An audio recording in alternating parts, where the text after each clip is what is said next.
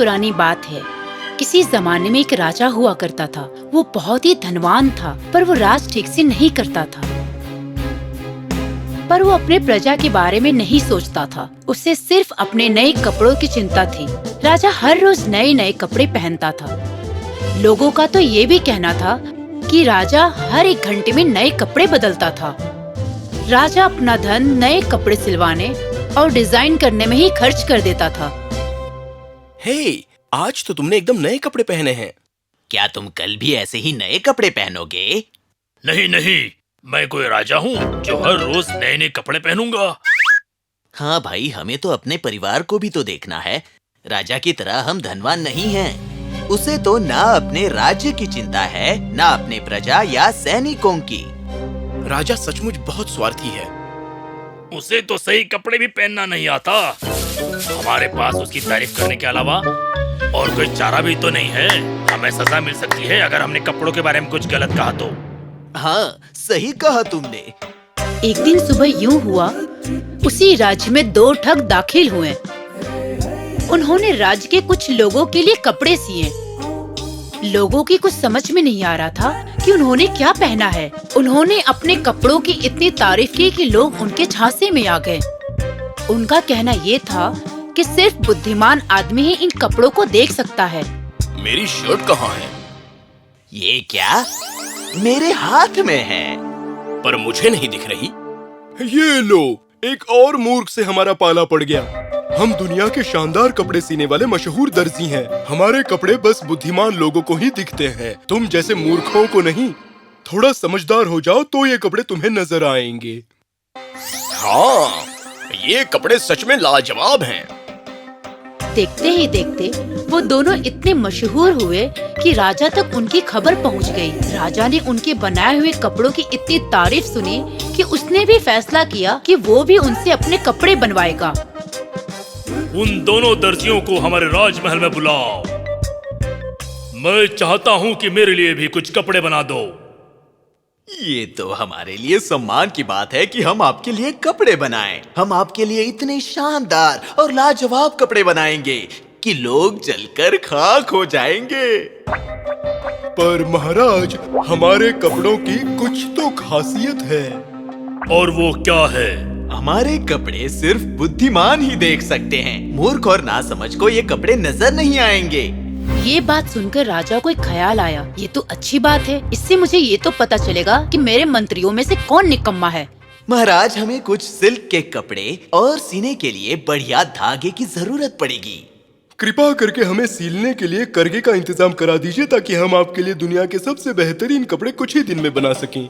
राजा ने उन दोनों को ढेर सारे पैसे दिए और अपने आदमियों से कहा कि जब तक वो काम कर रहे हैं उन्हें कोई परेशान ना करे। उन ठगियों ने सारा सिल्क का कपड़ा और धागा अपने कमरे में मंगवाया और फिर करघे पे कपड़ा बुनने का नाटक करने लगे। राजा के मंत्रियों को जब उनके कारनामे का पता चला तो वो लोग घबरा गए। क्या तुम्हें वो कपड़े नजर आते हैं जो वो सीते हैं? मैंने सिर्फ सुना है, कभी देखा नहीं। अगर हमें महाराज के कपड़े नहीं दिखे तो बताओ क्या होगा? हमारी नौकरी चली जाएगी। कुछ दिन बीत जाने के बाद राजा ने अपने प्रधानमंत्री को बुलाया और जानना चाहा कि उन दर्जियों का काम कहाँ तक पूरा हुआ है। राजा का प्रधान पहले तो घबराया, फिर वो मान गया। वो हिम्मत करके दर्जियों के कमरे तक गया, पर तभी उसे एक ख्याल आया। महाराज ने तो मुझे मुश्किल में डाल दिया। अगर मैं कपड़े नहीं देख पाया तो महाराज मुझे मेरे पद से निकाल देंगे। राजा का प्रधान कमरे के अंदर गया और देखा कि दोनों करघा पर कपड़ा बनाने का काम कर रहे थे, लेकिन कपड़ा कहीं नजर नहीं आ रहा था। दोनों ठगियों ने प्रधान का स्वागत किया और फिर राजा के लिए बनाए हुए कपड़ों की डिजाइन बताने लगे, जबकि उनके हाथों में कुछ भी नहीं था। लेकिन प्रधान तारीफ के अलावा कुछ नहीं कर सकता था। फिर प्रधान वापस अपने राजा के पास आया। बताओ क्या खबर है? अद्भुत है महाराज, बेहद शानदार कला का प्रदर्शन किया है उन्होंने, मानना पड़ेगा। राजा बहुत खुश हुए। कुछ दिन बाद उसने फिर से अपने दो मंत्रियों को भेजा दर्जियों का काम देखने के लिए। वो उस कमरे के पास आ गए तब दोनों दर्जियों ने उनको महाराज के कपड़े दिखाए और फिर अपने काम की तारीफ खुद करने लगे। हमने महाराज के लिए सबसे बढ़िया कला का इस्तेमाल किया है। इस पर हमने इतनी बारीकी से काम किया है कि महाराज पर ये खूब खिलेगा। दोनों मंत्री भौचक्के थे क्योंकि दोनों दर्जियों के हाथों में कुछ भी नहीं था। वो महाराज के पास हताश होकर चले आए।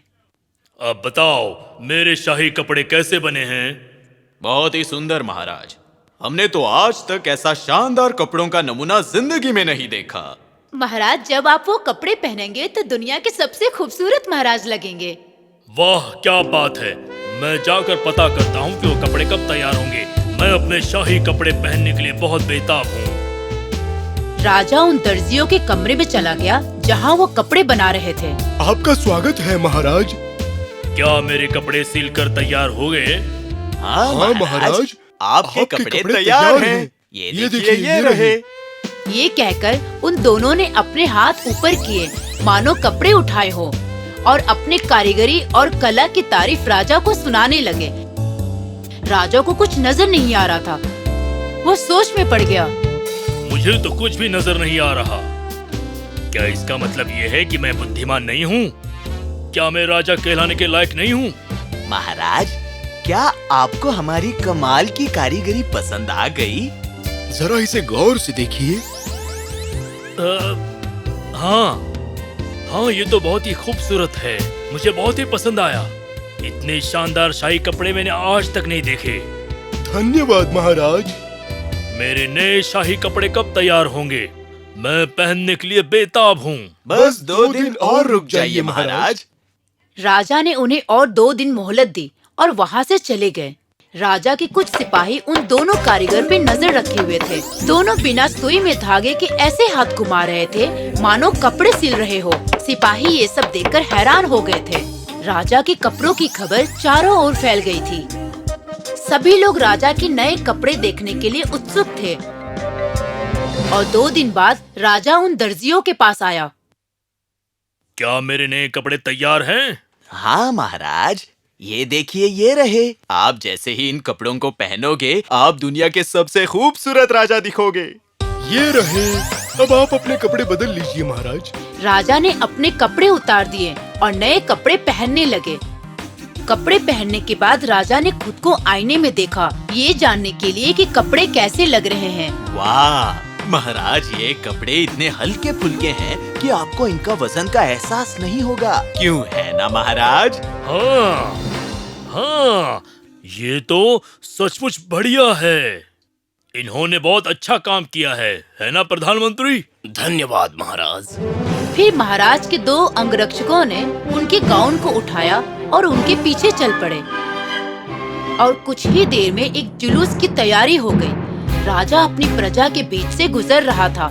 सारी जनता अपने महाराज के नए कपड़े देख रही थी और तारीफ पे तारीफ किए जा रहे थे। राजा इन सब बातों से खुश हो गया। राजा जब अपने राज्य के शहर के बीच पहुंचा, तब एक नन्हे नादान बच्चे ने उसे देखकर चिल्लाया, इसने तो कच्छे के अलावा कुछ भी नहीं पहना है। चुप हो जाओ। किसी ने तो हिम्मत की सच बोलने की जो हम नहीं बोल सके। तुम्हारा मतलब ये है कि मुझ में हिम्मत नहीं है? अगर हिम्मत है तो सच बोल कर दिखाओ। महाराज ने कुछ भी कपड़े नहीं पहने हैं और ये सच है। राजा ये बात सुनकर हैरान रह गया। उसे यकीन नहीं हो रहा था और देखते ही देखते सभी लोग राजा के नए कपड़ों के बारे में मजाक उड़ाने लगे। राजा को बहुत शर्मिंदगी महसूस हुई, पर वो कुछ कर नहीं सका और आगे बढ़ गया। वो समझ गया कि उसे बेवकूफ बनाया गया है। उसके सभी मंत्रियों ने कपड़ों की झूठी तारीफ की थी।